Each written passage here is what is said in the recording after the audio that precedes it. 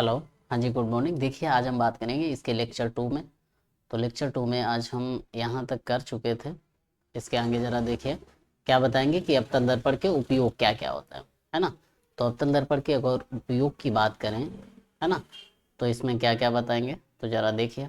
सबसे पहला पॉइंट, अधिक फोकस दूरी व बड़े द्वारक का अवतल दर्पण जो होता है वो चेहरों को देखने, जैसे कि हजामत बनाने का मतलब है दाढ़ी आड़ी बनाने में, मतलब सेविंग वगैरह करने के काम आता है, राइट।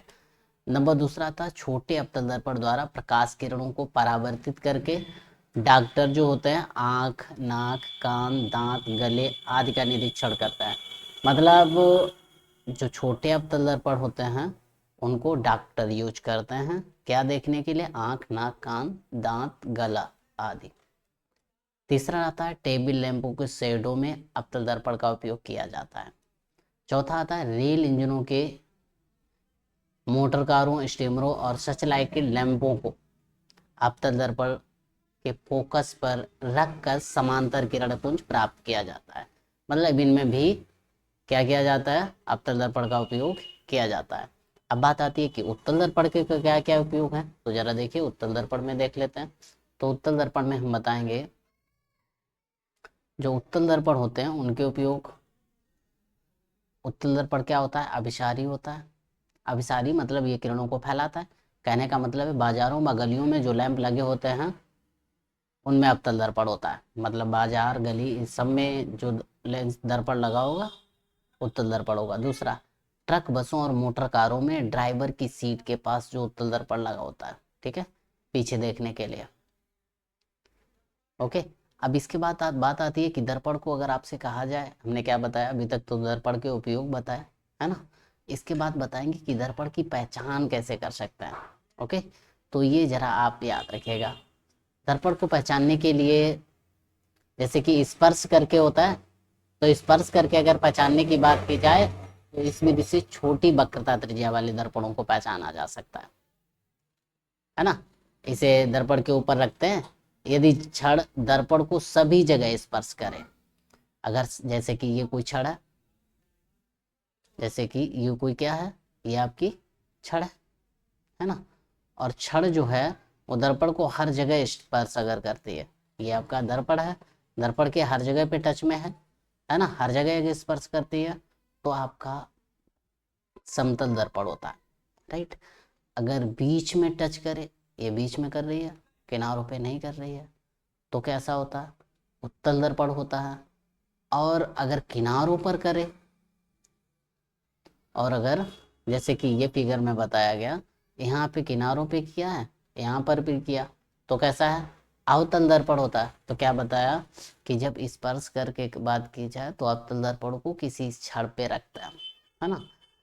तो जब जैसे ही छड़ पे रखते हैं, अगर छड़ हर जगह पे स्पर्श कर जाए तो समतल रहता है, छड़ अगर बीच में स्पर्श करती है तो उत्तल रहता है, अगर किनारों पे करती है तो अवतल दर्पण रहता है। ओके, तो यहाँ तक कर लीजिएगा। आगे जरा देखिए। ओके, आगे हम बताएंगे कि गोली दर्पण की फोकस दूरी तथा वक्रता त्रिज्या में संबंध आप अच्छी तरीके से जानते होंगे। एफ और आर में संबंध जो होता है वो क्या होता है, F equals to R by two, right. तो जरा देखिए, अगर आगे देखें तो आगे हम क्या पढ़ेंगे, अवतल दर्पण को या अवतल दर्पण की फोकस दूरी के लिए सूत्र का निगमन। अब इसके लिए सूत्र का निगमन क्या होगा, जैसे बनापान एफ बराबर बनापान बी प्लस बनापान यू, इसका हमें डेरिवेशन करना है, राइट। तो जरा देखिए डेरिवेशन कैसे करेंगे। माना m1/m2 एक अवतल दर्पण है, पहले तो ये मानेंगे, जैसे कि ये मिरर फिगर बना है, या तो इसी को बना लीजिए या इस टाइप से फिर बना लीजिएगा एक और।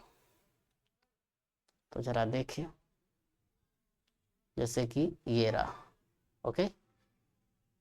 इस पे अगर पॉलिश करते हैं तो पॉलिश इस टाइप के करते हैं ये, ओके। तो ये हमारा m1 m2 क्या हो गया, मिरर हो गया, इसका मध्य बिंदु, इसका दर्पण का ध्रुव P हो गया, राइट। वक्रता केंद्र और ध्रुव को मिलाने वाली रेखा को क्या कहते हैं, मुख्य अक्ष, ये C हो गया, राइट। तो अब जरा देखें, इसको मिलाने वाली रेखा की अगर बात करें तो ये आपकी रेखा जा रही है शून्य। ओके, वक्रता केंद्र और ध्रुव को मिलाने वाली रेखा को मुख्य अक्ष कहता है। ये मुख्य अक्ष गई। अब बात क्या थी, दूसरा रूल क्या था, मुख्य अक्ष के समांतर जाने वाली प्रकाश की किरण, किसके अक्ष के, मुख्य अक्ष के जो समांतर जाती है वो प्रकाश की किरण ये है, नहीं ये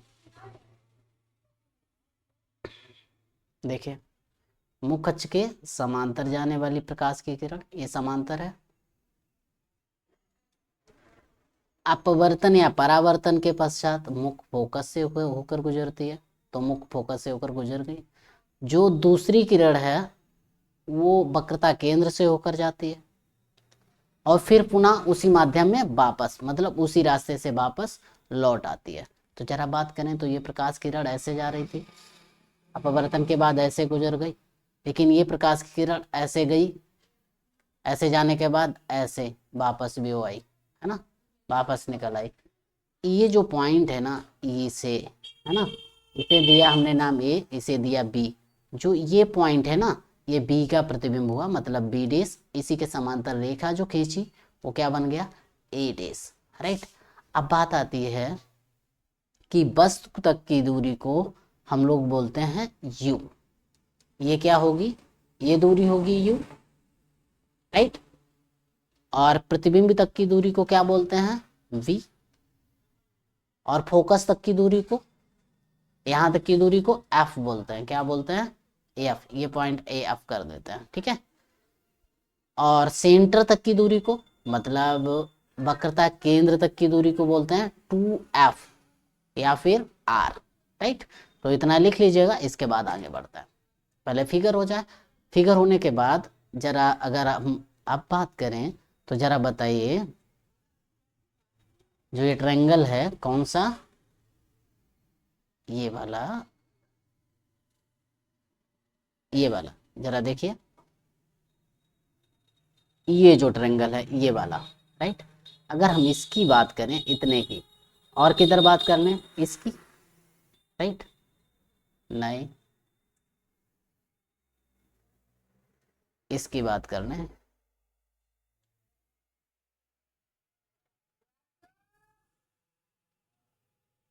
देखिए इस टाइप से है,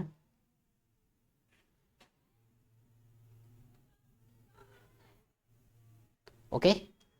देखिए इन दोनों ट्रायंगल्स की अगर बात करें तो या तो इधर की बात कर लो या इधर वाले की बात कर लो, तो हम बात इस ट्रायंगल की करते हैं। एक तो ये ट्रायंगल हो गया तुम्हारा, ये वाला, है ना, और एक इसी के साथ में बना है ये वाला, राइट।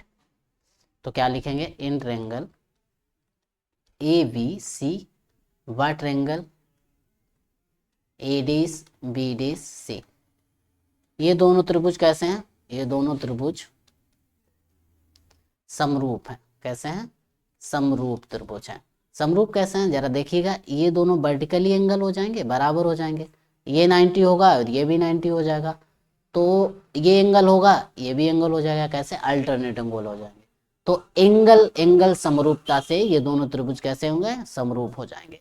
इसके बाद जब समरूप त्रिभुज होते हैं तो क्या करते हैं, लंब बटे लंब करते हैं, आधार बटे आधार करते हैं, एडीसी, राइट। इसे हम वैल्यू भी रख सकते हैं। आधार अगर बात की जाए AC, तो जरा बताइए कि अगर हमें AC की वैल्यू निकालनी है, क्योंकि AC बराबर जब निकालोगे तो AC बराबर क्या करोगे, U माइनस, U से कितना हटा देना है, यहाँ तक का, मतलब यहाँ तक का हटा देना है। यहाँ तक दूरी है कितनी, 2 या फिर ADC करना है। ADC कितना है, ADC मतलब C तक की दूरी कितनी है, 2F माइनस ADS, ये हटा देना, मतलब B, राइट। तो ये वैल्यू आ गई, मतलब कहने का है AB बटे A डेस B डेस बराबर AC की U माइनस 2F बटे 2F माइनस B, राइट। यहाँ तक तो आपको समझ में आ गया। यहाँ तक अगर आ गया तो इसी में अगर आगे देखें इतने ट्रायंगल को, राइट, इतने को और देखना, अगर इतने को देखना है तो जरा देखिए,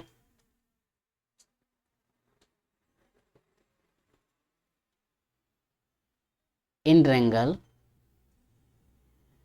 या समरूप त्रिभुज, समरूप त्रिभुज, कौन सा समरूप त्रिभुज, ये वाला देखो, ये P बिंदु के अत्यंत समीप है M बिंदु, राइट। तो याद रखिएगा, इसे हम नाम देते हैं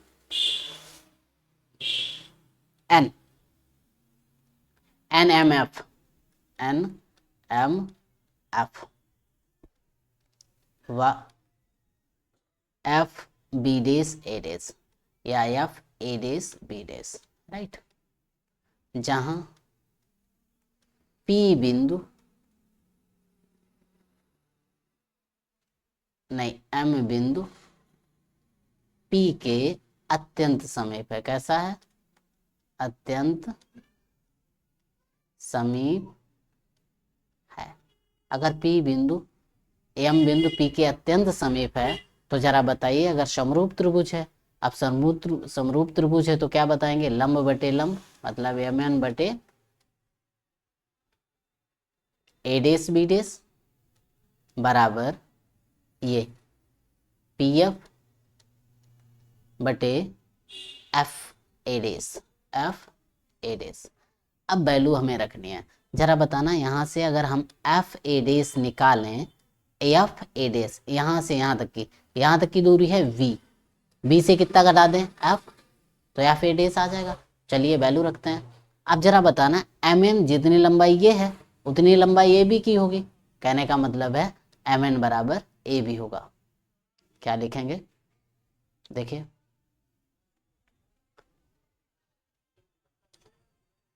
चूंकि MN बराबर है AB, MN बराबर क्या था?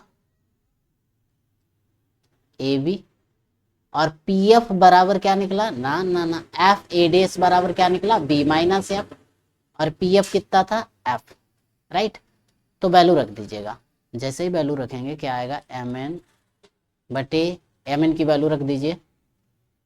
MN की जब वैल्यू रखोगे तो क्या MN की वैल्यू है?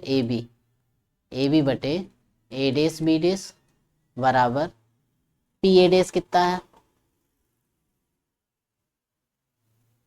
PA डेश कहाँ है भाई?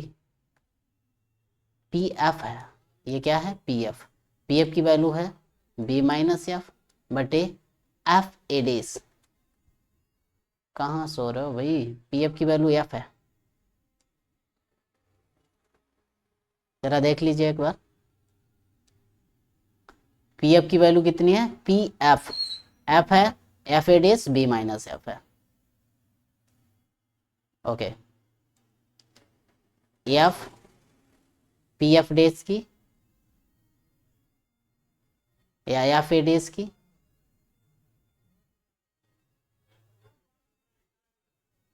F A डेश है ये, मतलब ये पॉइंट है F A डेश और ये है PF, ये वैल्यू है B minus F।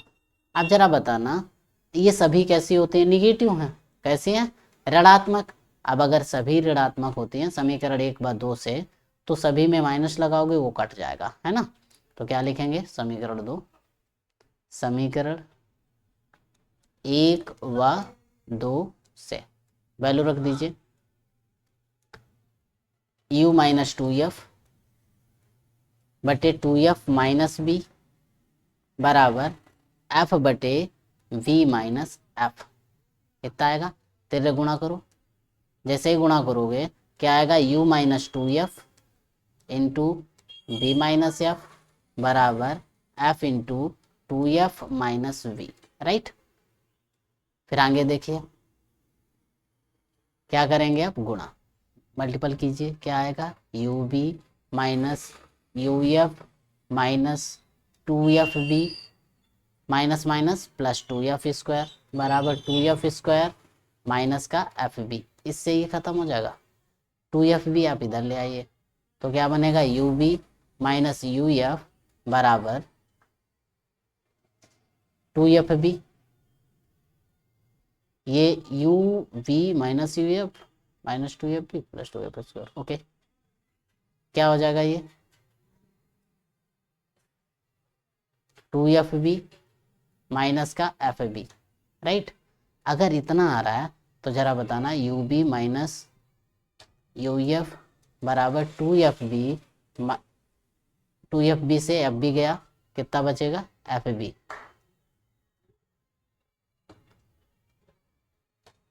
FB right. अब यहाँ से क्या करें, UB माइनस UF बराबर FB, इतना है। एक बार और लिखिए, ये जो माइनस वाला टर्म है इसे हम उधर साइड भेजते हैं, मतलब इसे इधर भेज दीजिए। क्या बनेगा, UB बराबर FB प्लस UF। फिर क्या लिखेंगे, दोनों तरफ UVF का भाग देने पर जैसे ही हम भाग देंगे तो क्या आएगा, UB बटे UVF बराबर FB बटे UBF प्लस UF बटे UBF राइट। अब जरा बताना, U से U गया, F से F कट जाएगा, फिर F से F गया, B से B कट जाएगा, ओके। UB से UB कट जाएगा, क्या बचेगा, 1/F बराबर 1/B प्लस 1/U। ये आपका क्या होगा, सूत्र हो जाएगा राइट। तो लिख लीजिएगा, फिर आगे बात करें।